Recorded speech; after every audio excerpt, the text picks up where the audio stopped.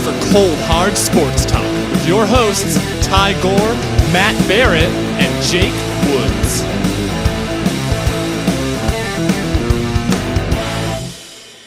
All right, we are joined here today with our guest, PJ Marrocco, who is an Arizona State University hockey player in Div 1 of NCAA. He is also a good old Edmonton boy, just like your three hosts here. PJ, how is it going? Good, and yourself? Oh, not so bad. We appreciate you taking the time to come on and talk about your career a little bit. Absolutely. All right, so first thing I wanted to dive into, we don't usually talk about like the minor hockey careers, but I saw some stuff I did want to check in on. Your career was going kind of as planned. You had a great first year of midget playing with KC's U16 AAA club. Had a nice clean 24 points in 29 games. Next year, however, you didn't end up making the U18 trips team. You played U18 AA and absolutely tore the hell out of it to the tune of 51 goals and 89 points in 31 games. Do you remember much about like that tryout process? What kind of stopped you from playing on that trips club? Actually, I do. The whole time is it was actually a weird process because I was in Camrose with the AJHL club. I was with them all the way up till the end, through exhibition and their first day of practices. I finally got released. And I remember went back and I just signed a white card at that time. And I remember going back and I was pretty like confident in myself. And I just went back and played in the black and white game that they finally had. It was at like the ending point of their tryouts and going into exhibition. So I was like pretty confident not getting cut that day. And me and my best friend, Joseph Nardi, who's actually at Northern Michigan right now and played with me, we both got cut the same day. So it was a pretty surprising day, and going from a high to a low all in probably 2 days. So it was definitely an experience. And I mean, I think neither of us knew really what to do after that. It was kind of what's next for us now. Because I mean, when you go to midget AA, it's pretty hard to get out of that kind of scenario. So it was definitely interesting.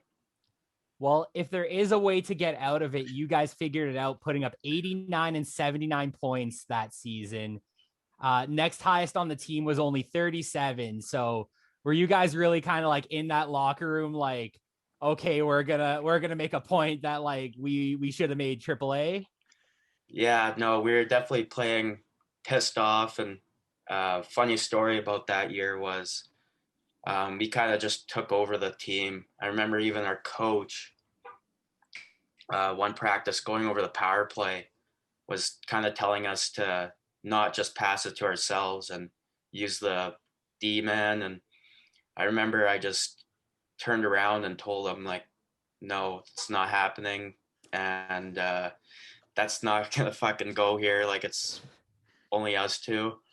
And he just turned to me and said, all right, then I'll just fuck off. And he grabbed his Tim Hortons coffee on the bench and walked off the ice. So that was kind of the point where we just kind of both looked at each other like we pretty much have all control of this team right now. At what point in the season was this? This was only about halfway through. We're only like December, and we've only played about 15 games. So it was I think everyone on the ice too, like all of our teammates, they all knew like we didn't necessarily belong there. And they also knew like whatever we wanted to do is what they knew was in their best interest. And I mean, it worked. So no one really could say anything. We went undefeated. So it was definitely a learning learning year, and I think going to the next year and going to juniors, I found out pretty quickly that was probably the funnest year of hockey I've ever had. So you mentioned it next year, made the U18 AAA club, 34 points in 34 games, definitely made your mark there. Had your first cup of coffee with the Camrose Kodiaks as well, 5 points in 4 games, wasted no time getting into it. Any memories of your first career junior A game? Any nerves before that, playing in front of a big crowd? You know what? I was just so excited to be there, and actually that game was one I'll never forget. I think I had like 4 apples that game, and I got to put on the top line, and I was just like, wow, I like this is awesome. I could play at this level. And then the next day we went to Okotoks, and I was able to score my first goal against a very good team at that time. So I was kind of, everything was looking up from there, and because at that point I had 5 points in 2 games. I was getting calls from Division I schools, and I was like, I'm not even in the league yet. But no, I mean those are like some of those memories that like you just won't ever forget. And I mean playing, I think the most nerve-wracking part was just playing under Boris Rybalka at that time, being the head coach. He was very old school, and I was I definitely was not that kind of player. Was there any kind of like big head moments after that where it's like, screw NCAA Div 1, I've got 5 points in 2 games, start sending my tape to the NHL, get me drafted? Yeah, no, exactly. I mean, actually it was funny that year. I got called up for the playoffs after my year was over, and McCarr just made his first AJHL debut too, and we were playing Brooks in the finals, and me and him both played the first game in Brooks, and I remember both of us like we were just so excited to be out there for the first playoff game, but like at the same time, that guy was, when you want to know about NHL already at that age, I was like, holy, I'm not even close. Already at that age, just noticeable immediately, right? Yeah. So then the next year, made your kind of full-time debut in the AJ, 31 games with Camrose. That year, did you feel more of a learning curve than you felt in like your little cup of coffee the previous year? No, honestly, that year was it was a rough start. I remember going in, having that exhibition year with them, and going off the high note from the previous 5 games, and it was I had a great exhibition, lit it up, and then got into the regular season, started on the first line with a couple really good players, and then just couldn't produce. And it was like that learning curve where you quickly find out it's a business. It's you play hockey because it's fun, but at the same time, once you get to like the higher levels, it's such a business. So it was definitely a learning curve in that way. So then after that year in Camrose, you ended up with the Bonneville Pontiacs, and that's where you kind of really hit your stride in junior A, 28 goals, 47 points that season. What led to you heading over to Bonneville? Well, honestly, I had no idea leading up to it. It was right after exhibition again in Camrose where Boris brought me into his room, and I had noticed right away my stall was cleared out. So I was kind of, yeah, it's happening, and just went in there, and he kind of just mentioned that I was getting traded, and I was going to Bonneville, and at that time I had about 10 friends from back home that I played spring hockey with, so I was kind of trying not to smile and be happy about it, and he kind of just went off and kind of just explained to me that I could score 30 goals in this league, but not here. and that kind of just stuck with me the whole year when I got to Bonneyville. And that's one thing I'll always be pissed off about that season, was just being 2 goals short. I remember there's like 5 games left. I was fighting to get those 2, but that's kind of how I just ended up there, and it was probably the best thing that ever happened. Now, you mentioned it briefly there. One thing I just wanted to mention, do you remember playing for a spring hockey club growing up named CanWest? I do. Just a fun little fact, that's the spring hockey organization my family owns. Oh, no way. So little fun fact there. Also, little connection there. One of your current teammates in Arizona is also a CanWest alum. Tyler Bush. Oh, that's right. Yeah, last year. Yeah. I was gonna say this year. I was like, I don't think there's anyone from Edmonton, but yeah, no, Bushy. Yeah, little CanWest connection there. Hockey's truly a small world. Absolutely. Shameless plug from Jake. Shameless plug. But yeah, so the next year in Bonneyville, you got the A on your jersey. You played 28 games there and absolutely tore it up to the tune of 41 points. Do you just feel like another year older, another year better? Or was there anything else that just led to this huge breakout? No, I think it was just knowing every game might be your last. I mean, 20-year-old year, and you're kind of looking in, and you're just almost like, this could be potentially my last game. So it was kind of just extra motivation the whole year. Plus, I've always been proving somebody wrong, whether it's an old coach or just the way I always looked at it was try to be the best you can. And I mean, at that time, I remember looking through like every team, and everyone I used to play with and growing up have all left to either NCAA and I just kind of like, okay, everyone that's been close to me or has been near me my whole time has all moved on. So I got to really pick it up, and there should be no issues with leading the league. And I honestly, I had a slow start to the year and went to the showcase weekend and didn't talk to one Division I school.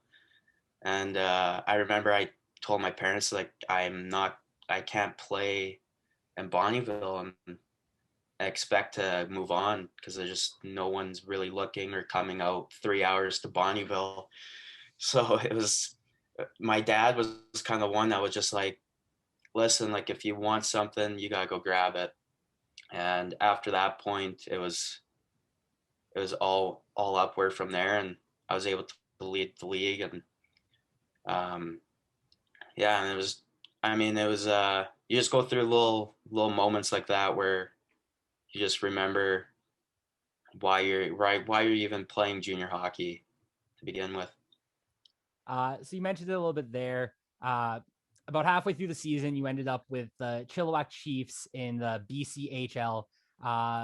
What led to that? Did you request to get moved? And also, they were hosting the RBC Cup that year, the Junior A Championship. Was that any factor in heading over there? Actually, no. Honestly, it was a mutual send-off in a way that Rick Swan in Bonneyville, he does an incredible job in finding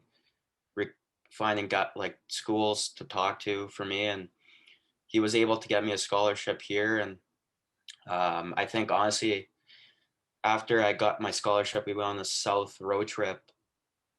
And the funny story about this one is the last home game in Bonneyville, 2 older like security guards that my parents had no idea what their names were came up to them and said, hey, like, we heard PJ's getting traded. And that night too, we played Fort McMurray, and I had about 5 guys ask me if I want to get traded to Fort McMurray. And I was kind of like, what do you mean get traded to Fort McMurray? Like, I'm not on the wire. like what's going on? And then after the game, my parents told me about the 2 security guards, and I kind of was like, no, I didn't ask for a trade, and I don't know of anything of this. So the next practice, right before we left on a road trip, I remember skating around, and our assistant coach at the time, Larry Draper, came by me and was like, "What's going on?" I'm like, "Buddy, I don't want to talk to you right now. If you're gonna trade me, just fucking trade me." And he pulled me aside, and the first 15 minutes of practice, everyone's doing the drills, whistles going, and I'm in the corner with him, just talking to me. And his last words to me was, "Would how awesome would it be to play for a national title?" And I remember I was kind of like, "What are you talking about? National title? We're not making a national title game. We're not very good right now." He's like, and just skated away. And we went on our south trip, and it was a 7-day trip. And on day 5, him and the other assistant coach both flew out of Calgary to go to Chilliwack to watch their game, to like pick the guys that they're gonna trade for.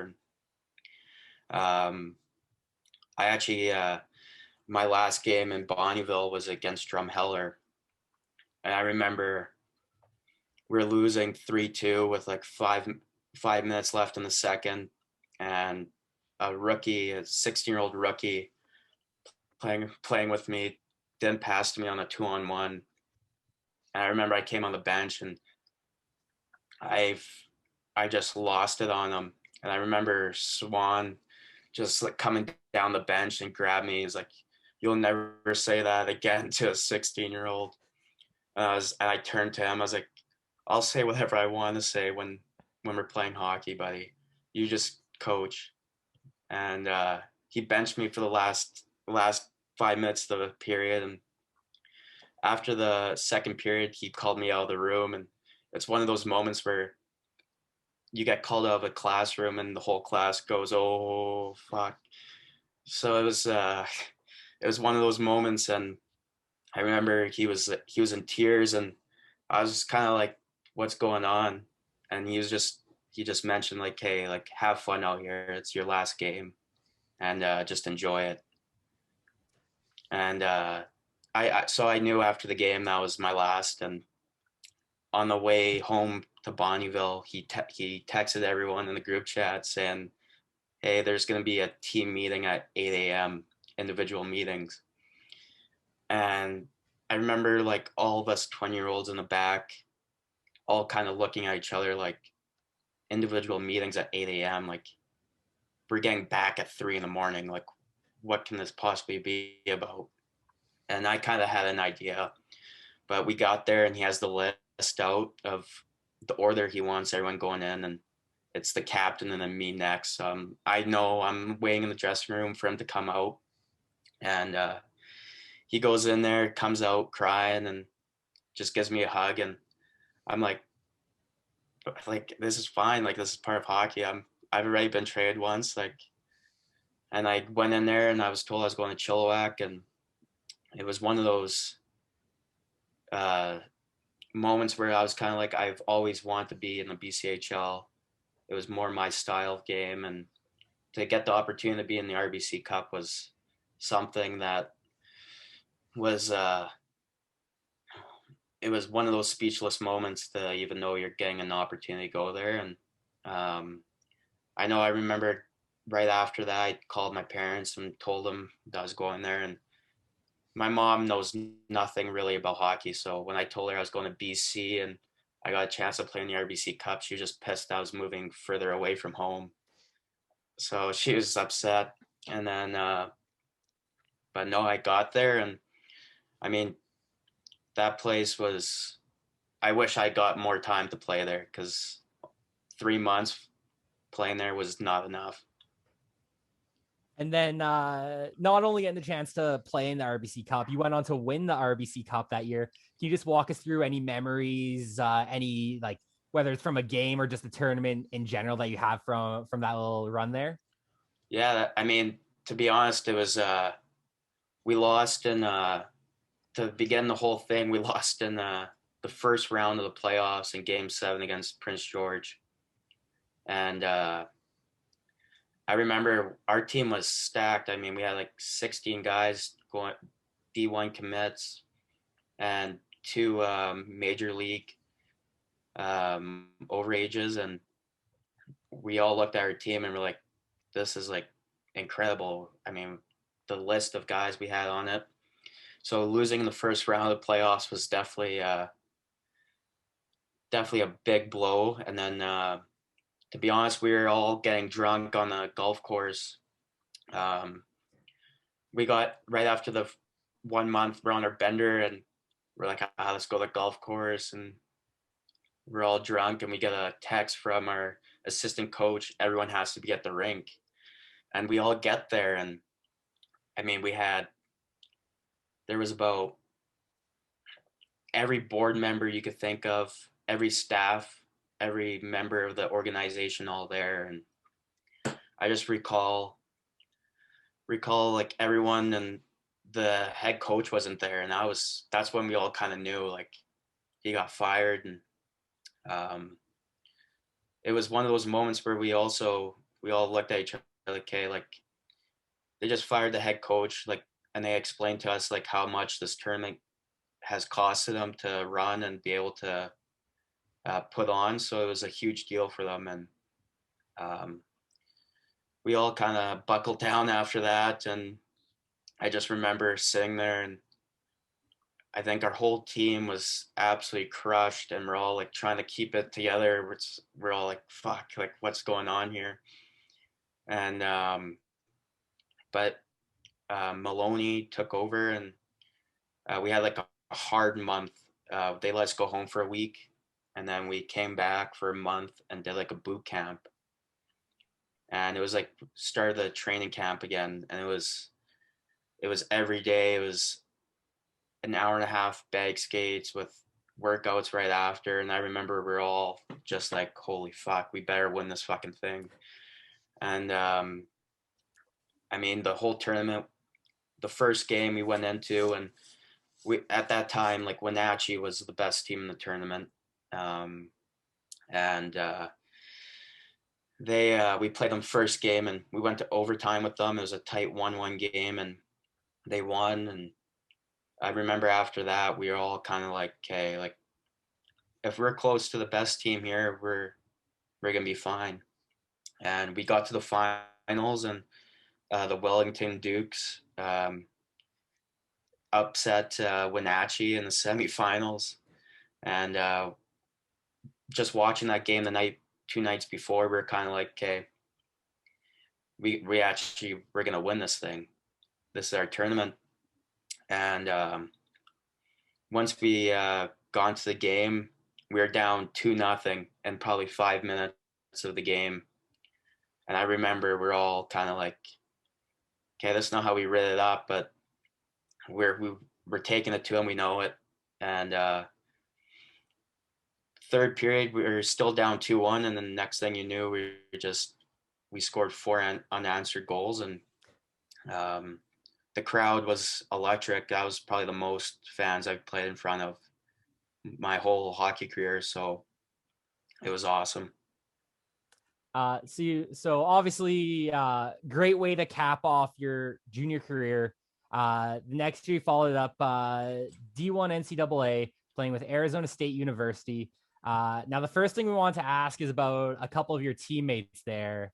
The first one we want to ask about is you got to play with the son of one of the greatest players of all time, Mario Lemieux's son, Austin. What was it like? At what point did you realize who you were playing with? Well, when I got there, all of us freshmen had to get here in the summer, and we all go in the locker room and you see his name bar, and it was kind of one of those moments where you're like, wow, that's Mario Lemieux's son. And honestly, I stayed away from him for about 2 weeks because I didn't want to be too aggressive with all the questions and asking about his dad. And I kind of just stayed away. And I remember him coming up to me and going like, do you not like me? Like, do we have an issue here? He's like, no, I'm just too scared to come up to you. And after that, we kind of just took off. We put on the same line, and it was a surreal moment. And last year, I got to live with them, and I honestly, I've made a best friend for life, and just crazy to know how hockey made that happen. Is Uh, like you mentioned, like your first year being a freshman, you walk into the room and you're in beautiful Arizona. You walk to this rink in shorts. Was there a little bit of a culture shock, almost being like, "Holy crap, I'm here in the NCAA. I get to play in freaking Arizona." Like, was there a little bit of like a, welcome to the show moment? Yeah, it was. I mean, even from to this day, it's like every day you go to the rink and you're in shorts and you're in the flip flops, and you're in our trainer for workouts got us all tank tops to work out in, and so you're going to the rink every day in tank tops and flip flops, and for like us growing up in Edmonton, you're like, fuck, hockey season, you're buried in 6 feet of snow.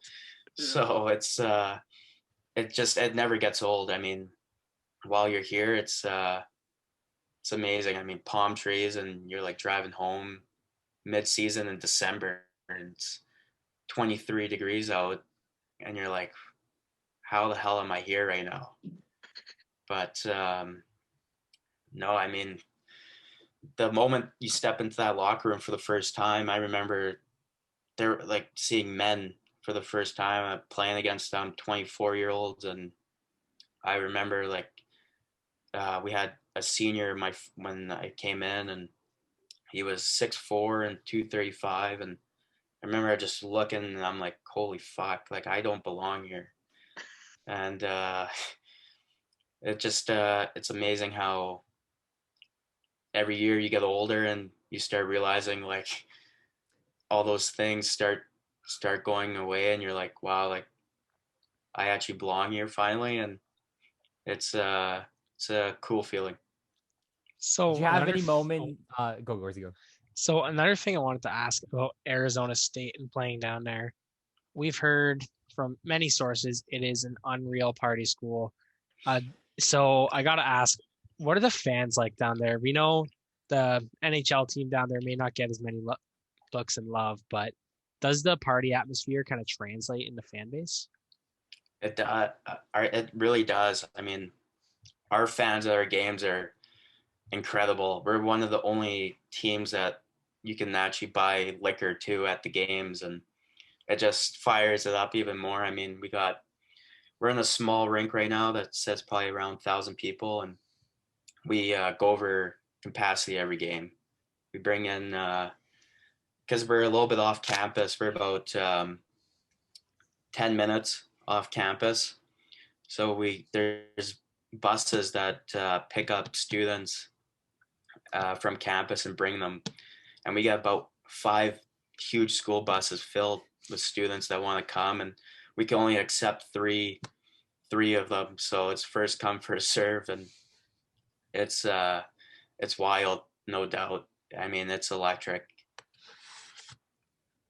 I want to ask, at any point, maybe if going home over Christmas break or something, did you ever get off the plane in Edmonton and just like, oh man, I don't want to be in Edmonton into winter after being in Arizona for months?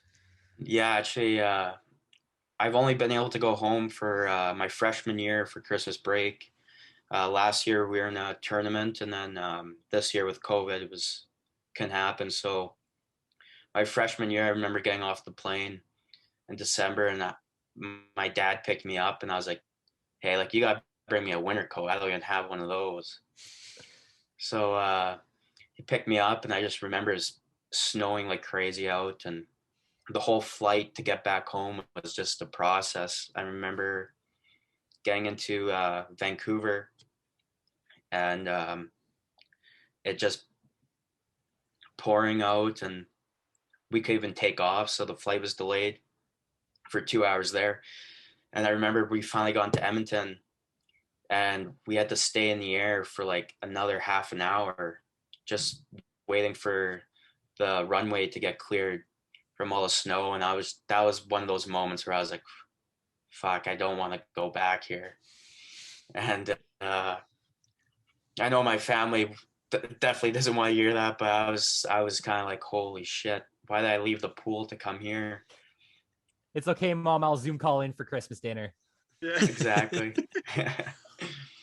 Another player I wanted to ask about was Johnny Walker, who obviously got a lot of notoriety. He was on another hockey podcast. I don't quite remember the name. It was a little bit bigger than us. I don't think it was much bigger.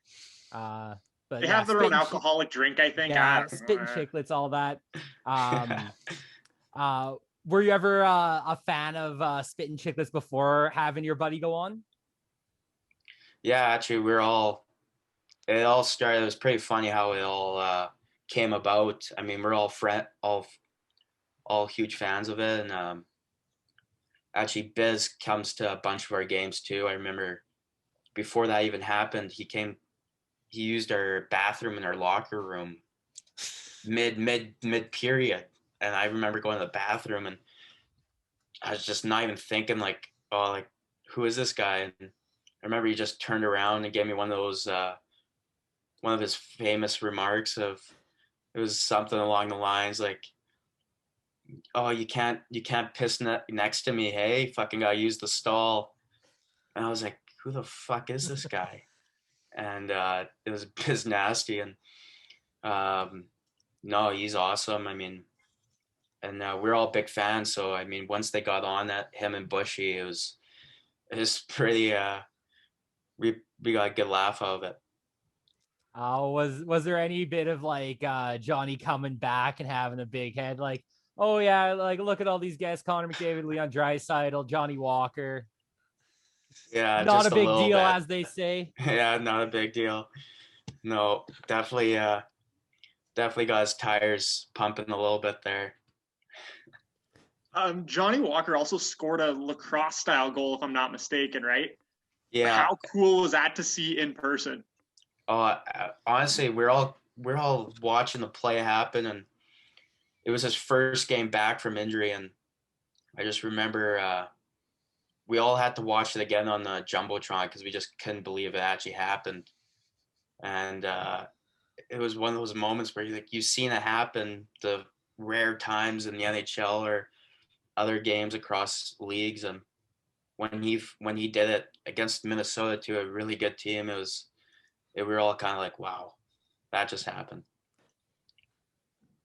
I wanted to ask, in your time with Arizona, do you remember, like we talked a little bit about it earlier, how when you were first there, you felt like you weren't quite ready for that level, and it was a bit intimidating almost. Do you remember like the first moment, maybe a goal or a game or whatever, where you felt for the first time like, okay, I belong here?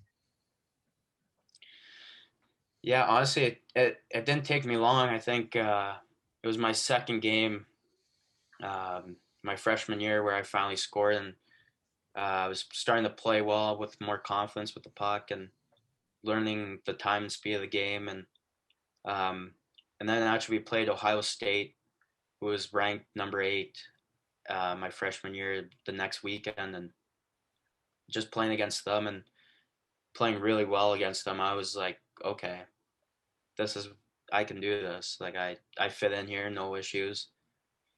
And but then, you know what, freshman year you always have those ups and downs, and I remember you feel great maybe two weekends, and the next weekend you play Harvard and you're like, I don't belong here again.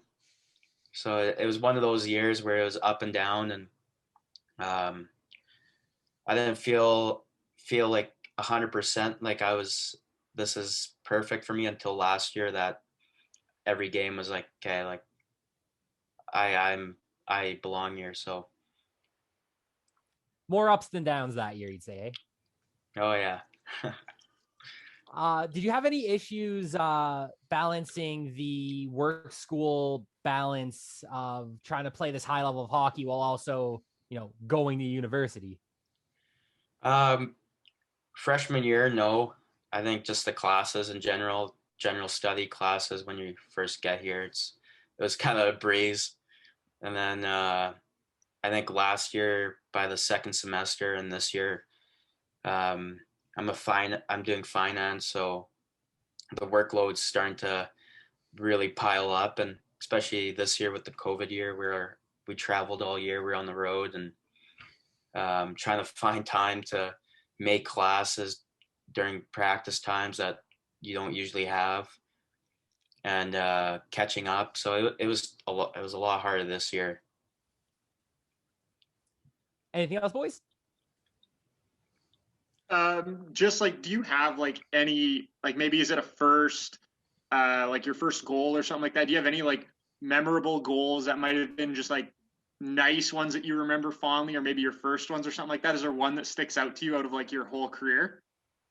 I think the best goal, I think the memory of just scoring it. It didn't really matter how it went in, but it was a nice shot off like a 2-on-1 with Brinson Pashnuk, and he passed it over, and we were tied. No, we were in overtime, and if we won that game, we're in the tournament, in the NCAA tournament, and I remember he passed it over, and I was able to put it in with a pretty nice shot, and just the feeling to go in the locker room after that, and just everyone kind of know like we have 2 more games left, but we've made the tournament. It was pretty incredible. Nice. I love that. Like, just like you probably black out once that puck goes in. You probably just like zoned out and you're like, holy shit, right? Yeah, there's a photo of it actually, and I got knocked down after, and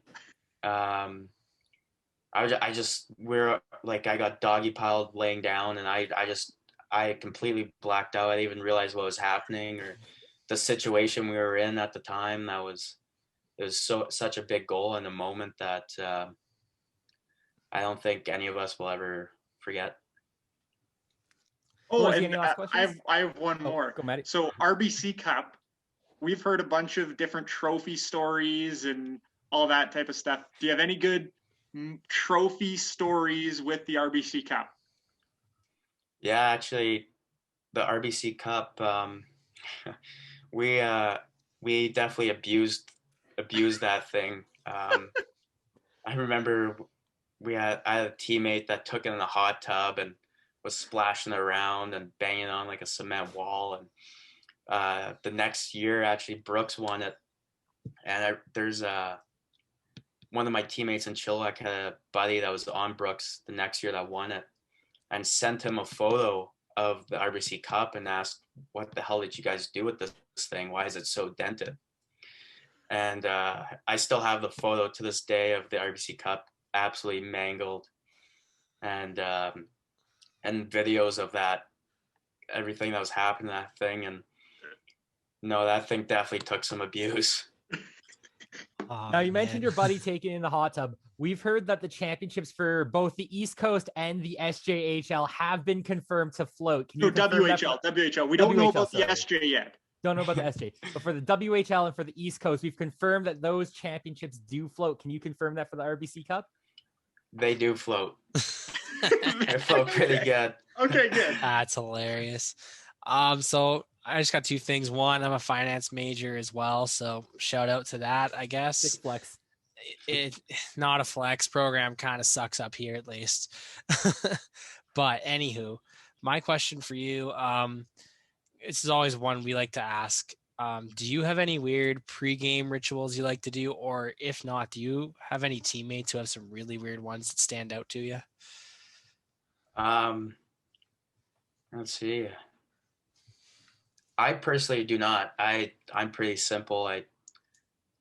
There's days where I take a nap, don't take a nap. I mean, I think my only ritual playing hockey is making sure I get my coffee on the way to the rink. But besides that, for me, nothing. And I think probably the weirdest one was probably out of junior hockey in Bonneyville.